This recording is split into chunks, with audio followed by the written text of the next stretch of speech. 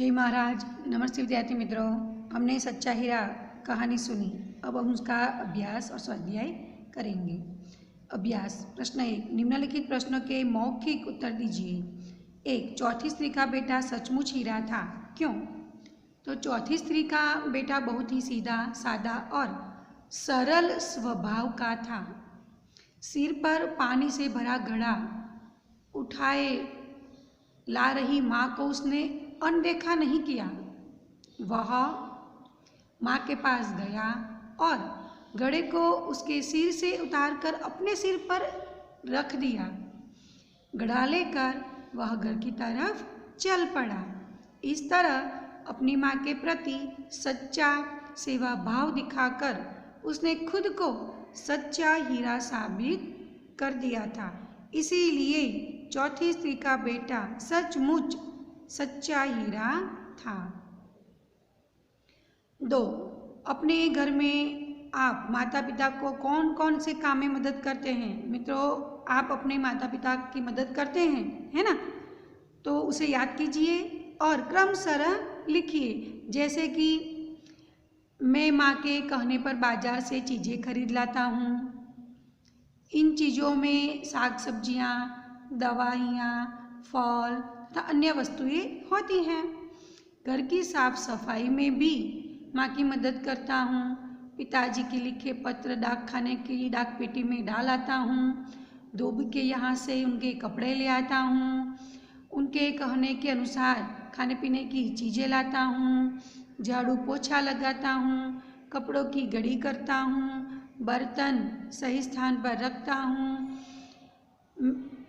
इस प्रकार घर में मैं अनेक कामों में अपनी माता और पिता की मदद करता हूँ या करती हूँ। इस प्रकार आप यहाँ लिखिए। आप जो भी कार्य करते हो यहाँ पर लिखना है। आदमी सच्चा हीरा कैसे बन सकता है? तो मित्रों, मैंने वीडियो में आपको बताया है कि आदमी सच्चा हीरा कैसे बन सकता है। तो आदमी में ज्ञान गुण होना अच्छी बात है, उसका वीर होना भी प्रशंसनीय है। लेकिन यदि उसका ज्ञान आचरण में नहीं आता तो वह व्यर्थ है। कोरा ज्ञान किसी के उपयोग में नहीं आता। अपने ज्ञान को, अपने गुण को कर्म में उतार कर ही उन्हें सफल बनाया जा सकता है। इस प्रकार कर्म करके, बड़ों की सेवा और जरूरतमंदों की मदद करके ही आदमी सच्चा हीरा बन सकता है। प्रश्न नंबर 2, निम्नलिखित शब्दों के बाद में तुरंत आने वाले शब्द का अर्थ शब्दकोश में से ढूंढकर लिखिए। शब्दकोश का उपयोग हमें यहाँ पर करना है। जैसे कि यहाँ बपौती शब्द है, वह शब्दकोश में बपौती शब्द के बाद तुरंत कौन सा शब्द आता है वह शब्द लिखना है, उसका समानार्थी अर्थ लिखना है।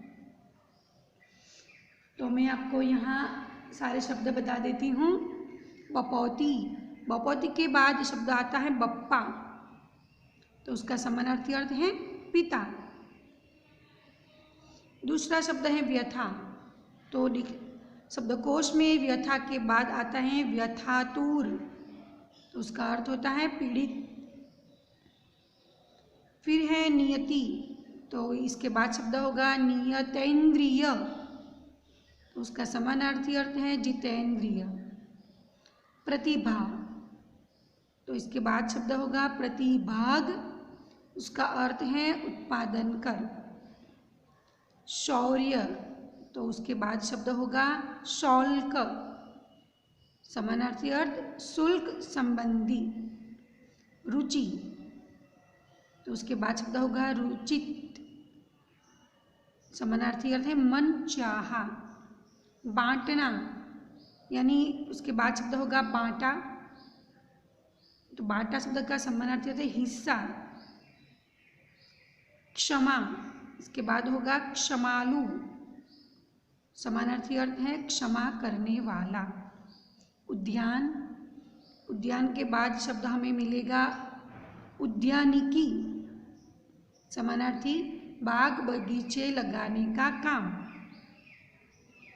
अमन, इसके बाद शब्द होगा अमनस्क, तो उसका समानार्थी है अनमना। इस प्रकार सारे शब्दों के अर्थ आपको लिखने हैं। 3, कहानी की चर्चा करके छात्रों से लेखन कार्य करवाइए। मित्रों, यहाँ आपको कहानी लिखनी है अच्छी तरह से। यहाँ देखिए रूपरेखा दी गई है। राजा का बीमार पड़ना, वैद्य की असफलता, किसी अनुभवी बूढ़े की सलाह, किसी सूखी मनुष्य का कुर्ता पहनो, राजा का कुर्ता खोजने जाना, मेहनती किसान को देखना, सुख का राज समझना। यहाँ एक राजा की बात की गई है। पहले हम कहानी सुने, फिर हम कुछ चर्चा करें। मित्रों,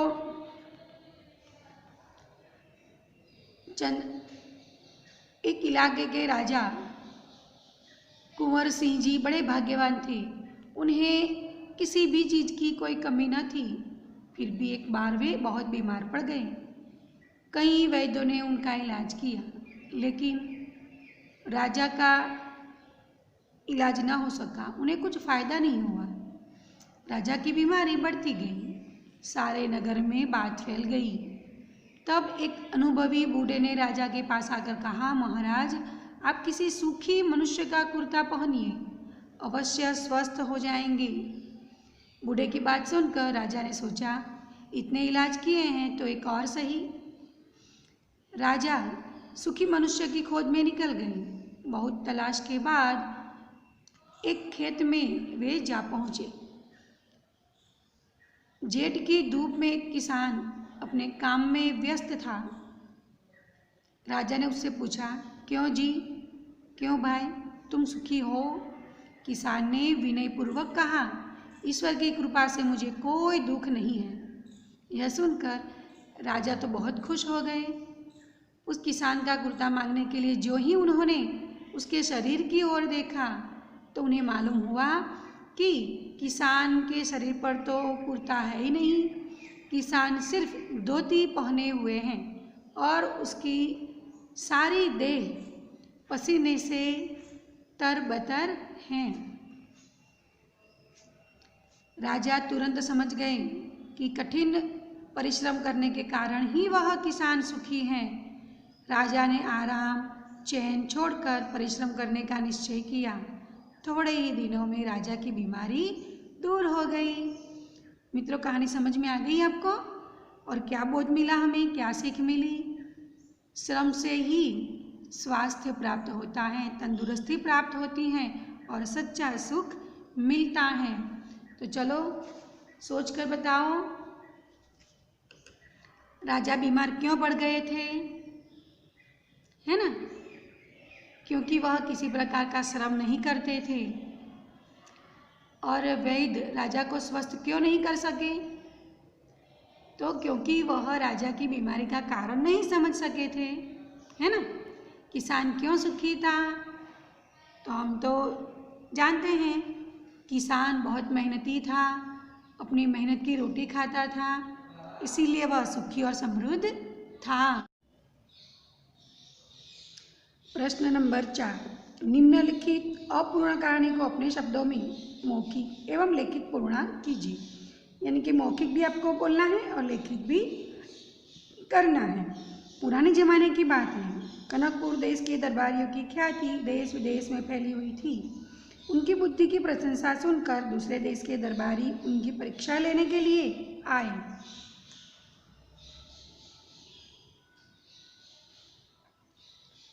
उसके एक हाथ में असली फूलों की माला थी और दूसरे हाथ में नकली फूलों की माला थी। उसने दरबारियों से कहा, श्रीमान, क्या आप हाथ लगाए बिना बता सकेंगे कि इनमें से कौन सी माला असली फूलों की है? सभी दरबारी आश्चर्य में पड़ गए। दोनों मालाएं बिल्कुल समान लग रही थी। दरबारी के प्रश्न का उत्तर देना मुश्किल था, पर आखिर एक बुद्धिमान दरबारी खड़ा हुआ। अब इस कहानी को हमें यहाँ से आगे बढ़ाना है। उसने कहा, इसमें कौन सी बड़ी बात है? इन दोनों मालाओं को सामने के उद्यान के एक पेड़ की डाल पर लटका दिया जाए। उस दरबारी की बात मानकर वे मालाएं पेड़ की डाल पर लटका दी गई। कुछ ही समय में बन बन बन करती हुई मधुमक्खियाँ आई और एक माला पर बैठ गई। दूसरी माला के पास एक भी मक्खी नहीं आई। यह देखकर दरबारी ने कहा, जिस माला पर मधुमक्खियाँ बैठी हैं वह असली फूलों की माला है, दूसरी फूलों की माला जो है वह नकली है। उस दरबारी की बुद्धि की सब ने बहुत प्रशंसा की। दूसरे देश के दरबारी ने भी कनकपुर के दरबारी का लोहा मान लिया। इससे कनकपुर के दरबार की ख्याति और भी ज़्यादा बढ़ गई। मित्रों, इस तरह आपको कहानी पूर्ण करनी है। प्रश्न 5, निम्नलिखित कहानी का सारांश लिखिए। सारांश लिखना है, यानी कि यहाँ जो छोटी सी कहानी लिखी है विस्तार से हमें बताया गया है। आपको इस कहानी को पढ़कर उसका सारांश थोड़ा सा भाग आपको यहाँ पर लिखना है। नंदनवन में एक छोटा सा तालाब था। तालाब के शीतल जल में राजहंस रहता था। वह बड़ा सुंदर था। उसी तालाब के पास वाले पेड़ पर दुष्ट कौवा रहता था। वह राजहंस की सुंदरता पर ईर्ष्या करता था। एक दिन शिकारी थका हुआ तालाब के पास आया। उसने तालाब से पानी पिया और पेड़ के नीचे विश्राम करने लगा। उसे नींद आ गई। कुछ देर बाद शिकारी के मुंह पर धूप आने लगी। राजहंस को दया आ गई। राजहंस ने वृक्ष पर बैठकर अपने पंख फैला दिए, जिससे शिकारी के मुंह पर छाया आ गई। कौवे से हंस की भलाई और शिकारी की सुखद नींद देखी नहीं गई। उसने शिकारी को परेशान करने का सोचा ताकि शिकारी हंस को मार डाले। कौवा उड़ता हुआ शिकारी के पास गया और उसके सिर पर चोंच मारी और उड़कर दूर जा बैठा। शिकारी तुरंत जाग गया और क्रुद्ध हो गया। उसने पेड़ पर देखा तो राजहंस पंख फैलाए बैठा था। शिकारी ने सोचा, यह कार्य इसी हंस का है। उसने राजहंस को मारने के लिए बाण चलाया, लेकिन राजहंस उसकी आवाज़ सुनकर उड़ गया। अब इस कहानी को हमें अपने शब्दों में उसका सारांश लिखना है, यानी कि इस कहानी से हमें क्या बोध मिलता है, हम क्या सीखते हैं, और इस कहानी को हम छोटे रूप में किस तरह लिखें, यानी कि सारांश लिखना है। तो सारांश हम इस प्रकार लिख सकते हैं कि एक दिन एक शिकारी एक पेड़ के नीचे सो रहा था। ज्यों ही उसके मुंह पर धूप आने लगी, एक राजहंस ने पंख फैला दिए ताकि शिकारी के मुंह पर धूप न आए। यह देखकर राजहंस से ईर्ष्या करने वाला कौवा शिकारी के सिर में चोंच मारकर उड़ गया। शिकारी उठा और गुस्से में आकर बाण चला रहा था कि इसके पहले ही राजहंस उड़ गया। राजहंस को मारने की कौवे की युक्ति दरी की दरी ही रह गई। मित्रों, सारांश किसे कहते हैं, यानी कि यह जो कहानी है इसका छोटा सा भाग कि हम छोटे से रूप में इसे किस तरह लिख सकते हैं। और सारांश लिखते समय यह बात ध्यान रखनी है कि मुख्य बातें जो हैं वह छूटनी न चाहिए। मुख्य बातें हमें खास लेनी है और जो गौण बातें हैं उसे छोड़ देनी है। यह बात ध्यान में रख कर हम सारांश लिखें। स्वाध्याय प्रश्न 1, निम्नलिखित प्रश्न के उत्तर लिखिए। पहली स्त्री ने अपने बेटे की प्रशंसा कैसे की? तो पहली स्त्री ने कहा कि मेरा बेटा तो लाखों में एक है। उसका कंठ बहुत मधुर है। वह बहुत ही अच्छा गाता है। उसके गीत को सुनकर कोयल और मैना भी चुप हो जाते हैं। लोग बड़े चाव से उसका गाना सुनते हैं। भगवान सबको मेरे जैसा बेटा दे। दूसरी स्त्री ने अपने बेटे की तारीफ में क्या कहा? तो दूसरी स्त्री ने अपने बेटे की तारीफ में कहा कि उसकी मेरे बेटे की बराबरी कोई नहीं कर सकता। वह बहुत ही शक्तिशाली है। वह बड़े बड़ों को पछाड़ देता है। वह आधुनिक युग का भीम है। इस प्रकार दूसरी स्त्री ने अपने बेटे के बल का बखान किया, बल के बारे में बताया। तीसरी स्त्री ने अपने बेटे की विशेषता में क्या कहा? तो तीसरी स्त्री ने कहा कि मेरा बेटा साक्षात बृहस्पति का अवतार है। वह जो कुछ भी पढ़ता है एकदम से याद कर लेता है। ऐसा लगता है मानो उसके कंठ में सरस्वती का निवास है। इस प्रकार तीसरी स्त्री ने अपने बेटे की बुद्धि की प्रशंसा की।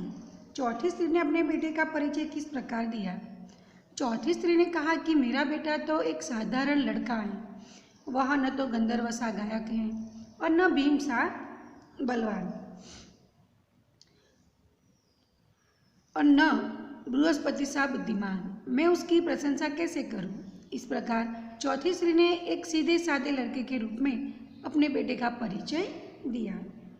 प्रश्न नंबर 2, निम्नलिखित उक्ति कौन किससे कहता है, लिखिए। 1, यही सच्चा हीरा है। एक वृद्ध महिला चारों स्त्रियों से, माँ लाओ मैं तुम्हारा घड़ा पहुँचा दूँ। चौथी स्त्री का बेटा अपनी माँ से, सुनो मेरा हीरा गा रहा है।